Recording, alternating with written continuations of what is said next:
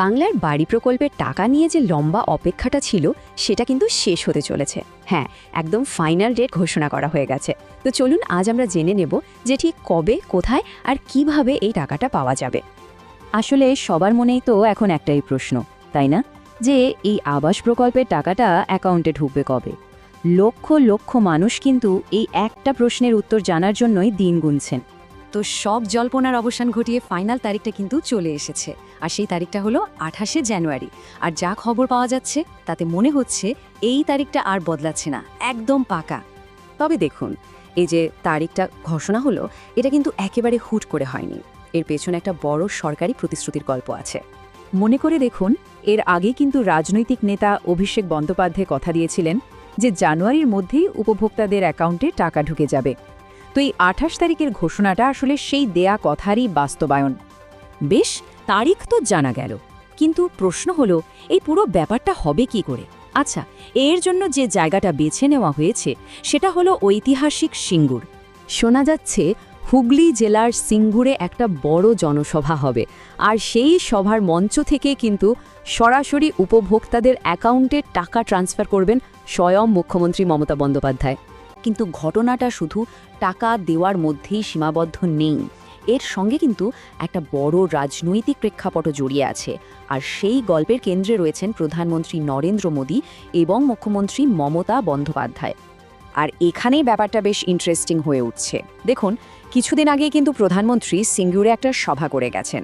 ওখানকার মানুষের একটা আশা ছিল যে তিনি হয়তো শিল্প নিয়ে কিছু বলবেন, কিন্তু সেরকম কিছুই হয়নি। আর এখন ঠিক সেই একই জায়গায় সভা করতে চলেছেন মুখ্যমন্ত্রী। আর যেটা আশা করা হচ্ছে, তিনি টাকা দেওয়ার পাশাপাশি শিল্প নিয়েও একটা বড় বার্তা দিতে পারেন। কিন্তু এত জায়গা থাকতে সবকিছু সিঙ্গুরেই কেন হচ্ছে? এই প্রশ্নটা আসতেই পারে। সিঙ্গুরের এই রাজনৈতিক গুরুত্বটা বুঝতে গেলে আমাদের একটু এর ইতিহাসের দিকে তাকাতে হবে। আসলে সিঙ্গুরের ইতিহাসটা তো আমরা কম বেশি সবাই জানি। একসময় একটা বড় শিল্প প্রকল্পের জন্য এখানকার কৃষি জমি নেওয়া হয়েছিল। তারপর মমতা বন্দ্যোপাধ্যায়ের নেতৃত্বে এর বিরুদ্ধে একটা বিরাট আন্দোলন হয়। আর সত্যি বলতে সেই আন্দোলনই কিন্তু তাকে রাজ্যের ক্ষমতায় আসতে একটা বড় অনুঘটকের কাজ করেছিল। তখন থেকেই সিঙ্গুর বাংলার রাজনীতিতে একটা খুব গুরুত্বপূর্ণ প্রতীক হয়ে আছে। আচ্ছা, এই রাজনৈতিক আলোচনা তো চলতেই থাকবে, কিন্তু এর বাইরে চলুন এবার সরাসরি দেখে নিই যে এই ঘোষণার ফলে যারা টাকা পাবেন, মানে উপভোক্তারা, তাদের জীবনে ঠিক কী প্রভাব পড়তে চলেছে। সংখ্যাটা কিন্তু বিশাল।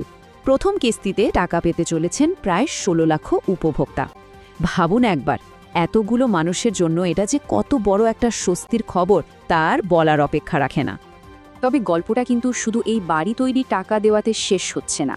সিঙ্গুরকে ঘিরে আরও বড় কিছু পরিকল্পনাও সামনে আসছে।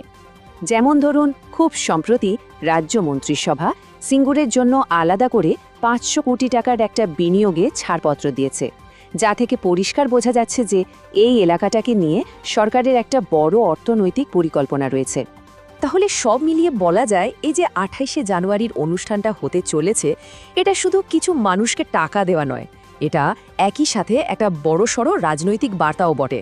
মানে একদিকে যেমন সাধারণ মানুষ উপকৃত হচ্ছেন, তেমনি অন্যদিকে একটা নতুন রাজনৈতিক সমীকরণও কিন্তু তৈরি হচ্ছে।